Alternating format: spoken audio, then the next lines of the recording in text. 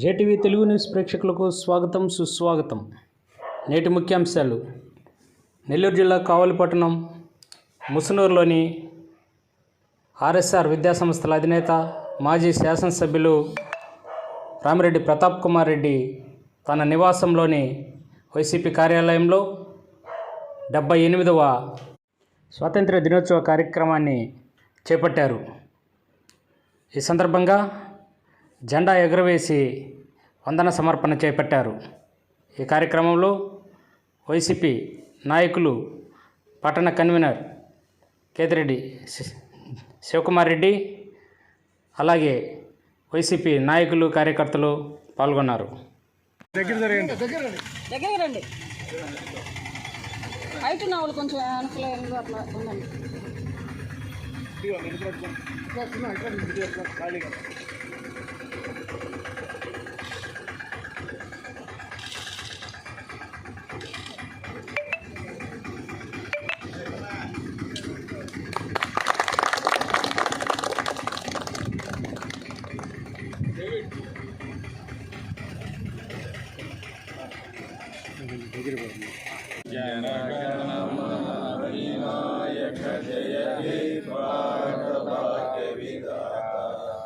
पंजाब सिंधु गुजरात मराठा द्राविड़ उत्कल बंगा विंध्य हिमाचल यमुना गंगा उच्चल जलधितरंगा तव शुभ नामे जाहे तव शुभ आशीष मारे जाहे जगदादा जनगण मंगलदायक जय जय भारत भाग्य विधाता जय हे जय हे जय हे जय जय जय जय हे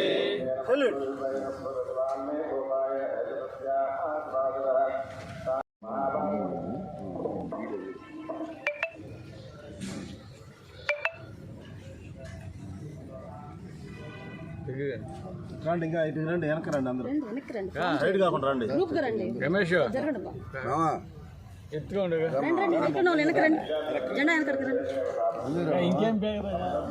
ఒకసారి ఫుల్ తీవా ఒకసారి ఫుల్ తీ ఫోటో వీడియో అయిపోయిన తర్వాత అందరికి ఒకసారి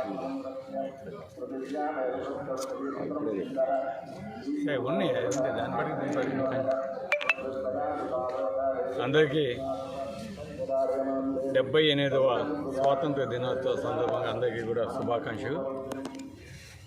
ఈరోజు మన భారతదేశానికి స్వాతంత్రం రావటానికి ఎంతో మంది గొప్ప వ్యక్తుల యొక్క త్యాగపరమే మన భారతదేశానికి స్వాతంత్రం రావటం జరిగింది.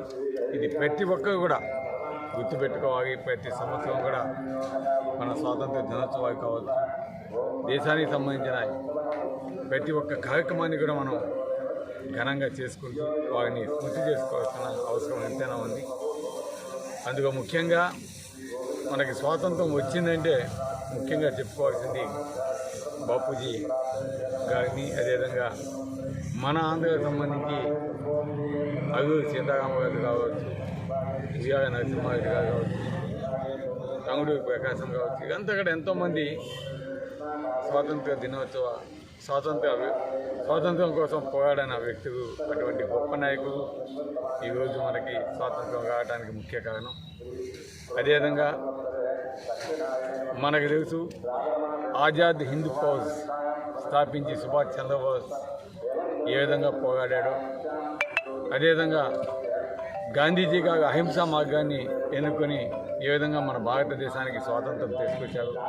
ఇవన్నీ కూడా మన తర్వాత ఉన్న మన పిల్లలు కూడా గుర్తుపెట్టుకోవాలి. అటువంటి ఇవన్నీ కూడా గుర్తుపెట్టుకున్నప్పుడే మన దేశం కోసం ఏ విధంగా వాళ్ళు పోరాడారు అవన్నీ కూడా మనం గుర్తుపెట్టుకుంటే తప్పకుండా మనం కూడా దేశం కోసం ఏదైనా చేయాలి అనే భావన మనకు కలిగే విధంగా ఉండాలని కూడా నేను కోరుతున్నాను. ఎప్పుడైతే ఆ భావన మన భావితగా మన బిడ్డకి వస్తుందో అప్పుడే మన భారతదేశం అనేది అభివృద్ధి పథంలో పోయేదానికి, ముందు ఆర్థికంగా బలోపేతమయ్యేదానికి దోహదం చేస్తుందని తెలియజేస్తుంది.